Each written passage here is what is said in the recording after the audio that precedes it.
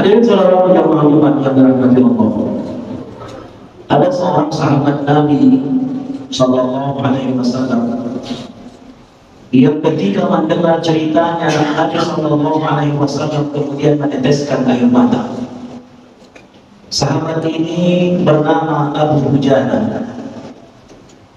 Setiap kali selesai sholat subuh, sahabat Nabi yang bernama Abu Dujana ini tidak sempat berzikir. Selesai salat kemudian langsung pergi dari masjid. Setiap hari seperti itu. Sampai akhirnya Nabi Shallallahu Alaihi Wasallam bertanya kepada Abu Dujana, wahai sahabat Abu Dujana, tidak adakah permintaan kepada Allah Subhanahu Wa Taala yang ingin kau sampaikan setelah engkau selesai sholat subuh? Kemudian Abu Dujana menjawab, ya Rasulullah, di rumahku ada tetangga kami yang punya pohon kurma, yang dahan kurmanya itu, buahnya itu tepat di atas tanah kami. Yang ketika subuh hari, aku selalu melihat kurma-kurma itu kemudian berjatuhan di atas tanah kami. Aku sangat-sangat khawatir ketika anak-anakku kemudian terbangun dari tidurnya dan kemudian mereka memakan kurma itu. Pernah satu kali ya Rasulullah, aku terlambat pulang ke rumah, aku berlama-lama berzikir di masjid, kemudian aku pulang dari masjid dan aku lihat anakku sedang memakan kurma itu. Kurma yang milik tetangga kami yang bukan merupakan hak kami kemudian dimakan anakku. Kemudian aku masukkan jariku ke dalam mulut anakku. Karena saking kuatnya jariku itu menarik kenyahan kurma yang ada dalam mulutnya, kemudian anakku sampai menangis dan akhirnya dia muntahkan kurma yang telah dia makan itu. Mendengar kisah ini, kemudian Nabi Sallallahu Alaihi Wasallam meneteskan air mata, ya Rasul, aku dan keluarga aku ini miskin. Aku hidup di bawah garis kemiskinan. Aku bukan orang kaya, aku bukan orang punya. Anak-anakku malam kelaparan dan aku sangat khawatir ketika mereka bangun dalam keadaan lapar, mereka akan memakan apa saja yang mereka lihat di depan rumahnya. Maka untuk menjagakan agar jangan sampai anakku memakan sesuatu yang haram, mohon izin ya Rasul, aku pulang dari sholat subuh tanpa harus berzikir terlebih dahulu. Menangis Rasul Sallallahu Alaihi Wasallam mendengar kisah ini, kemudian memanggil seorang munafik yang merupakan tetangga daripada Abu Dujana dan mengatakan kepada pemilik pohon kurma itu, wahai pemilik pohon kurma, maukah kau mengganti kurmamu itu 10 kali lipat dari kurma yang ada, yang tangkainya terbuat dari emas, yang dahannya terbuat dari butiran-butiran mutiara. Kemudian si munafik ini mengatakan, wahai Rasulullah Muhammad, aku tidak pernah berdagang seperti itu. Aku hanya akan menjual pohon kurmaku dengan uang cash dan uang kontan. Rasulullah Sallallahu Alaihi Wasallam menjanjikan baginya surga, tetapi si munafik ini tidak mau. Akhirnya kemudian lewat Abu Bakar As-Siddiq radhiyallahu anhu. Kemudian Abu Bakar mengatakan, hei pemilik kurma, aku yang akan membayar kurmamu 10 kali lipat dari harga yang kau jual. Akhirnya dibayar oleh Abu Bakar As-Siddiq dan Abu Bakar menyerahkan pohon kurma itu kepada Abu Dujana. Rasulullah mengatakan, wahai Abu Bakar, Allah yang akan menggantinya nanti di akhirat atas kurma yang telah kau beli untuk Abu Dujana.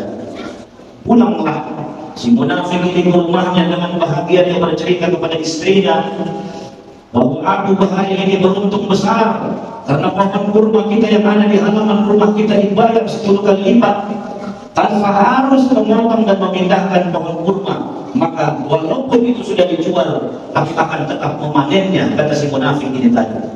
Tidur dia di malam hari dan dengan izin Allah Subhanahu Wa Taala keesokan subuhnya, mukjizat dari Nabi Sallallahu Alaihi Wasallam, pohon kurma itu akhirnya berpindah.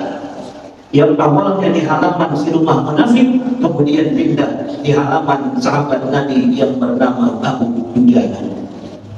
Saudara jemaah Jumat yang dirahmati Allah, apa ibrah pelajaran yang bisa kita ambil dari sahabat Nabi yang bernama Abu Dujana?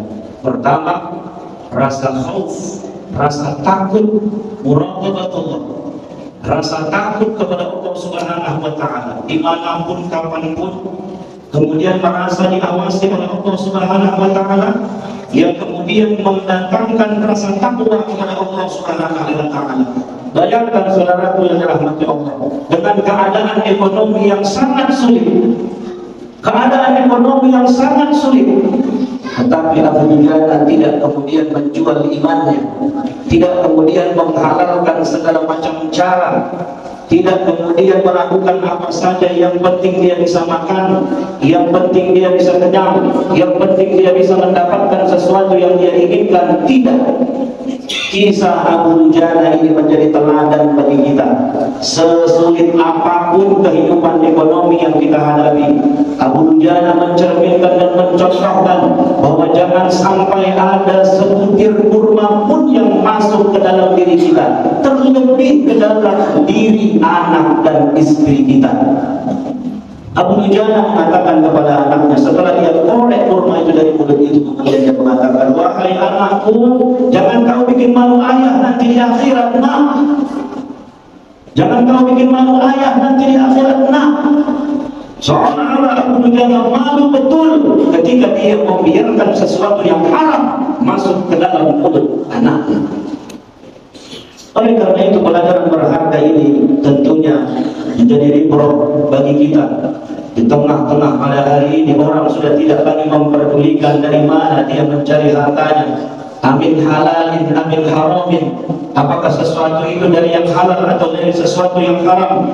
Bahkan Nabi menegaskan, kullu lahmin nabata min haramin fannar auladihi.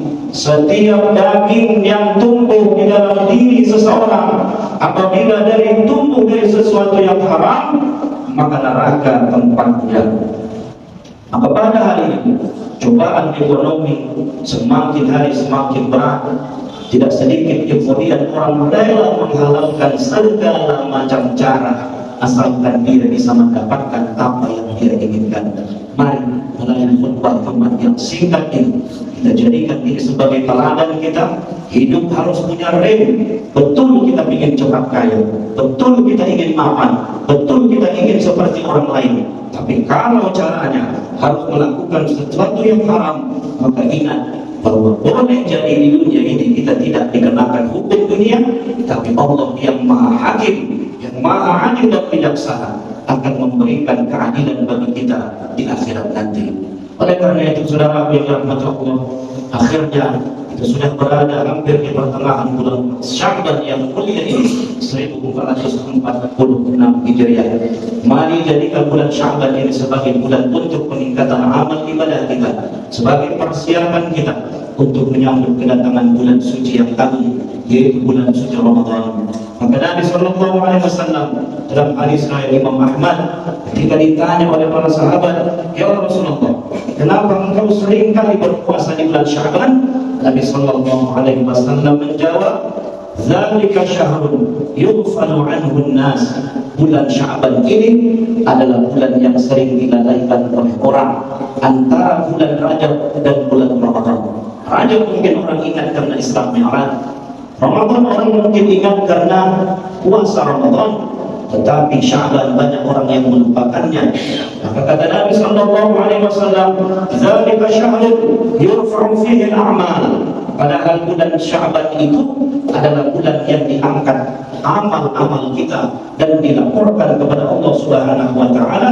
Fa uhibbu, dan aku sangat ingin, kata Nabi, ayyurfa'a amali wa ana sha'im, dan aku sangat ingin pada saat amalku dilaporkan kepada Allah, aku dalam keadaan berpuasa.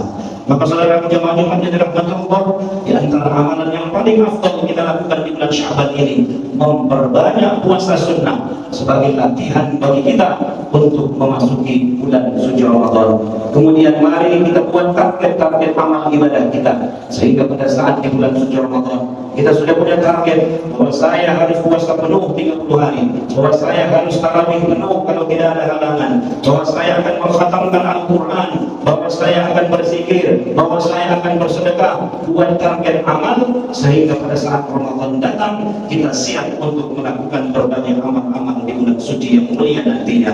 Oleh karena itu sekali lagi di bulan Sya'ban ini kisah sahabat Nabi Abu Durjana ini juga menjadi pelajaran penting bagi kita. Sesulit apapun jangan sampai kita memasukkan sesuatu yang haram ke diri kita, apalagi untuk anak dan istri kita. Barakallahu li wa lakum fil Qur'anil azim wa nafa'ani wa iyyakum bima fihi min al-ayati wa dzikril hakim. Aqulu qawli hadza wa astaghfirullaha li wa lakum wa li sa'iril muslimina wal muslimat fastaghfiruhu innahu